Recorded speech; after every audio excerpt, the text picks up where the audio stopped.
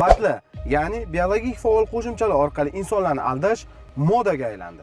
Ayniqsa, bepushtlikni davolash, bolalarda nevrologik kasalliklarni oldini olish hamda bo'g'im og'riqlari kasalliklarini davolash uchun bir qancha batlar ishlab chiqarildi.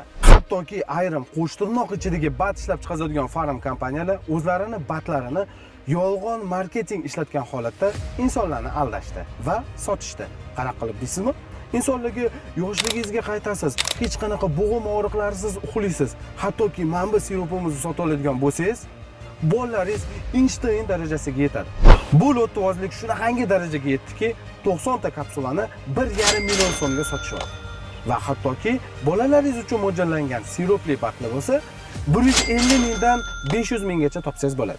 Bir tanishim onasiga o'sha bo'g'im kasalliklarini davolash uchun mo'ljallangan 90 ta kapsulali atigi 1,5 million so'm turadigan batdan sotib olib berdi. Natijasida 3 oydan keyin operatsiya qilishdi. Sababi ta'sir qilmaydi. Batlar kasalliklarni davolamaydi. Bu isbotlangan narsa. Ya'ni batlarni 1 yil, 2 yil ichib yurganingizda 10% yoki 20% ta'sir qilishi aniqlangan. Siz marketing qurboni bo'lishga yoki sizni aldashlariga yo'l qo'ymang. Video yoqqan bo'lsa, like bosib, menga obuna bo'lib qo'ying.